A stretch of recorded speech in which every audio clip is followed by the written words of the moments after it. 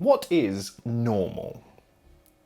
The English dictionary defined normal as a line at right angles to a given line or surface. How do I open these days, guys? How should I open these videos? Welcome to day 35 of my daily lockdown videos, which I'm making to sort of, as a way for me to keep track of life in this weird time. And also so that, we can just keep each other company. And today I'm going to be talking about like the new normal, whatever that means. It's become a bit of a media buzz term because recently, I think it was Dominic Raab, don't quote me on that, I'm probably wrong as usual, said that we should be getting used to the new normal as he was talking about the fact that social distancing measures will still be in place for quite some time. Now, obviously, this is going to have quite a big effect on, shops, the hospitality industry, even like sport and television and stuff like that. A lot of shows have been delayed because they can't be filmed right now. Game releases, stuff like that. The fact that these things are even being discussed, to me, is kind of a sign that even if we haven't really had any kind of confirmation on that yet, that there's definitely thought being put into the idea of relaxing the lockdown measures, right? So I think we have, it's until May 7th, this stint of 3 weeks. So how long's that? That's next week. So by next Friday, I guess, the government's going to start thinking about what things will look like on the other side. And it's kind of hard to picture right now. But in the UK, our numbers are still falling. They're still lows. So it would appear that the trend is still that the virus is in decline. And I think that's quite a sticky situation to be in, right? Because it's going to make everyone think that we're out of the woods. And I think that's exactly what the government seems to not want, right? And exactly what I wouldn't want either, because, I made the other video about the second peak and stuff like that.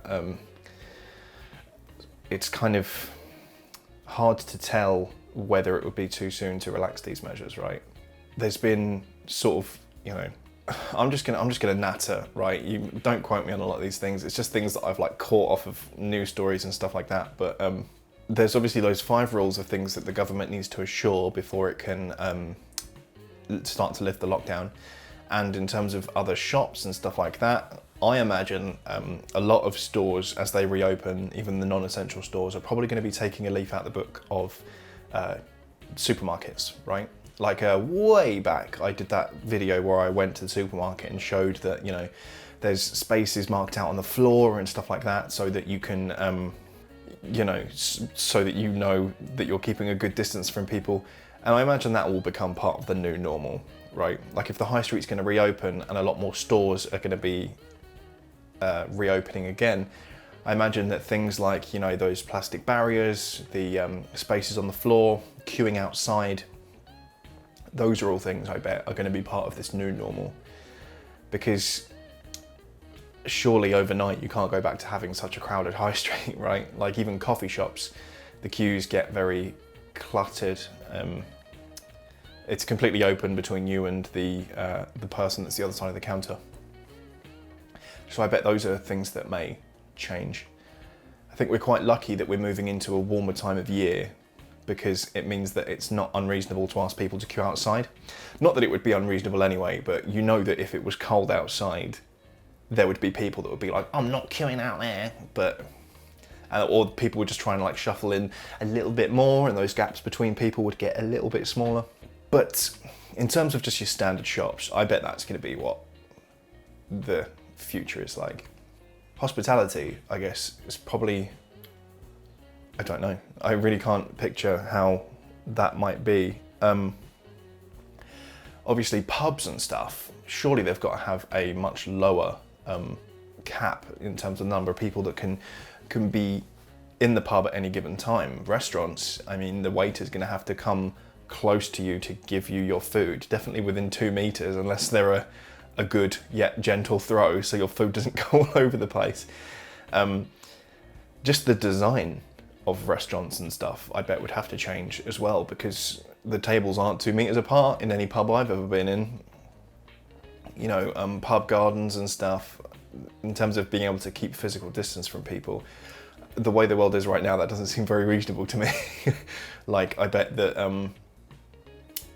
you know, if I do get to go to a pub this summer, the furniture will be moved, right? Like, if we still have to all keep our distance, that's if even, you know, there can be that much distance behind the bar.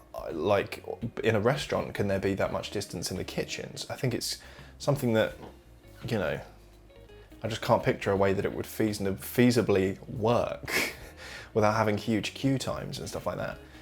I'm very much looking forward to the annual event of being able to go to a beer garden with all of my friends and have a pint in the sun. Is like, for me, that's when summer begins, and I just love it, and I love the social side of it. I love, you know, or if we take drinks to the park or something.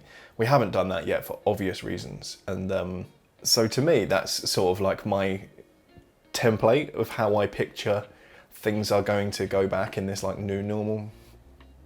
Is how would that work? How would that work in a safe way? There's been a lot of rumours as well about there being this 10 friends rule.